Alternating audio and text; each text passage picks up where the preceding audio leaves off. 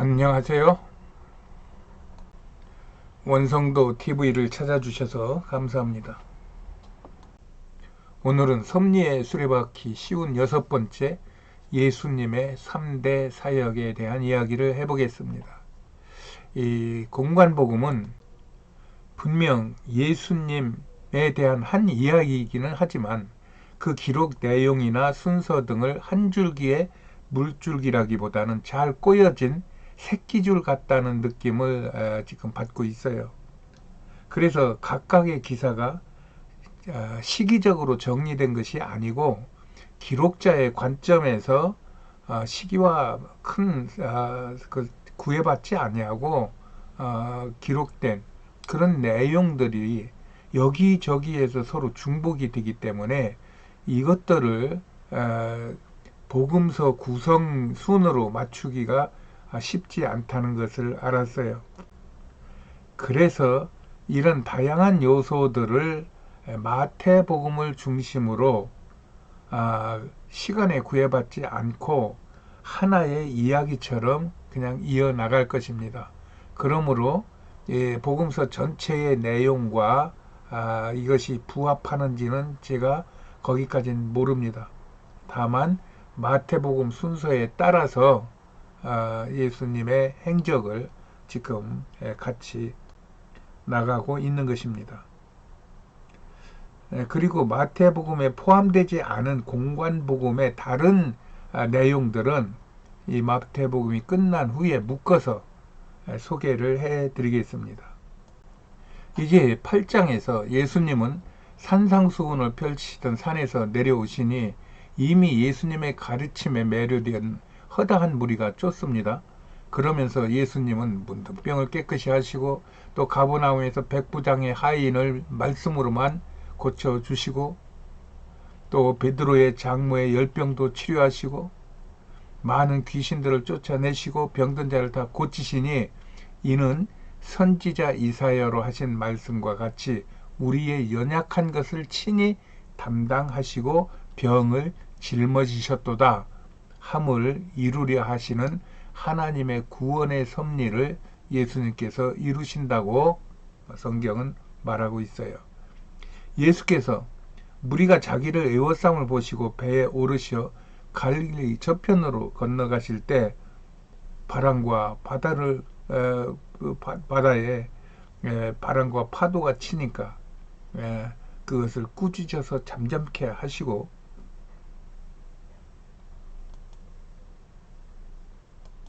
건너편 가다라 지방에 내리니 사나운 귀신 들린 자 둘이 예수한테 나와가지고 괴롭히니까 예수님께서 그 귀신들을 돼지떼에 내가 쫓으니까 돼지떼가 수천 마리가 그 귀신한테 쓰임을 받아가지고 갈릴리 바다로 뛰어들어가서 몰사당하는 이런 일도 벌어집니다.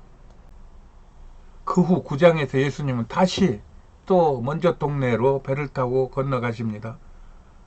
가셨더니 거기서도 중풍병자를 고치시고 마태를 부르시어 제자를 삼자 바리새인들이 신란하면서 예수께서 죄인과 함께 한다고 그러한 공격을 하자 예수님께서 내가 의인을 부르러 온 게 아니라 죄인을 부르러 왔노라며 예수님 사역의 본질을 말씀해 주십니다. 예수님은 계속하여 12년 동안 혈루증으로 앓던 여자를 구원하고 또 죽은 소녀의 손을 잡아 일으키시고 또 두 소경을 보게 하시고 벙어리 된 자를 말하게 하시니 그 소문이 온 땅에 가득합니다. 예수님의 기본 사역은 이렇게 갈릴리 호수를 넘나드시며 가르치시고 복음을 전파하시고 병을 치료하시는 3대 사역을 행하셨던 것입니다. 이것은 모세가 시내산을 계속 오르고 내리면서 하나님으로부터 그 십계명과 및 계명들을 받기 위하여 시내산을 오르내리면서 하나님께 쓰임받는 그런 장면을 연상케 합니다. 이렇게 하나님은 그가 사용하시는 종들에게 하나님의 특별한 사명을 주실 때는 이렇게 밀접하게 이렇게 관계를 맺으시면서 그의 말씀도 주시고 그의 비전도 주시고 그의 능력도 주셔서 이 일을 행하게 하시는 것임을 우리가 알고 믿어서 우리도 정말 하나님의 사명을 감당하기 위하여 성령의 기름 부음을 간구하고 능력이 나타날 것을 믿고 또 예수 그리스도께서 행하신 바 그 말씀과 또한 그의 사역을 본받아야 될 것입니다. 10장에서 예수께서 그의 12제자 곧 베드로, 안드레, 야고보, 요한, 빌립, 바돌로메, 도마, 마테, 야고보, 다데오, 시몬 그리고 가룟 유다를 제자로 삼아 더러운 귀신을 쫓아내고 모든 병과 모든 악한 것을 고치는 권능을 주시며 그로 인해 병든 자를 고치며 죽은 자를 살리며 문둥이를 깨끗게 하며 귀신을 쫓아내되 너희가 거저 받았으니 거저 주라며 그들을 선교사로 파송합니다. 예수님의 그 사역 안에는 늘 이렇게 선교가 시작이고 선교가 마무리인 것입니다. 이것은 복음서에서도 공히 나타납니다. 그러면서 예수님은 제자들에게 너희가 전도 때문에 형제에게서 아비로부터 또 모든 사람들에게 미움을 받을 것이나 두려워하지 말라. 왜냐하면 그들은 너의 몸은 괴롭힐 수 있어도 너의 영혼은 건드리지 못한다. 너희들은 오직 몸과 영혼을 능히 지옥불에도 떨굴 수 있는 하나님에게만 두려워하라고 말씀하시면서 저들을 보내십니다. 그러면서 예수님도 아비나 어미나 아들이나 딸을 나보다 더 사랑하는 그런 사람들은 자기 십자가를 지지 않는 내게 합당치 않은 사람이라고 말씀하시며 나를 위하여 자기 목숨을 잃는 자는 결단코 상을 잃지 아니하리라시며 온 갈릴리 마을을 두루 다니시면서 전도하십니다. 결국 제자들은 예수님으로부터 이런 선교 훈련을 받고 예수님이 돌아가신 후에 전 세계로 퍼져 선교하다가 대부분 순교한 것으로 전해지고 있어요. 이렇게 하나님은 그를 사랑하는 자들을 사용하시고 그들의 죽음까지도 책임지시는 선교의 하나님이십니다.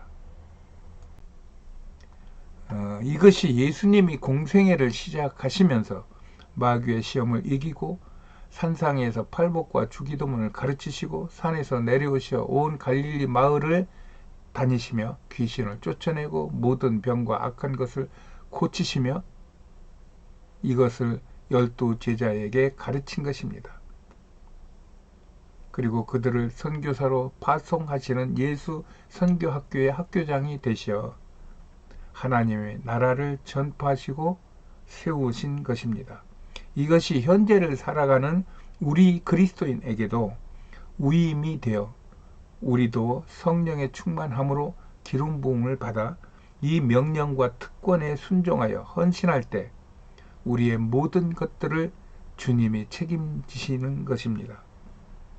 이것이 진정한 영혼이 잘되고 범사가 잘되고 강건함의 축복의 원동력이 되는 것입니다. 이것이 마태복음의 8장, 9장, 10장의 말씀입니다.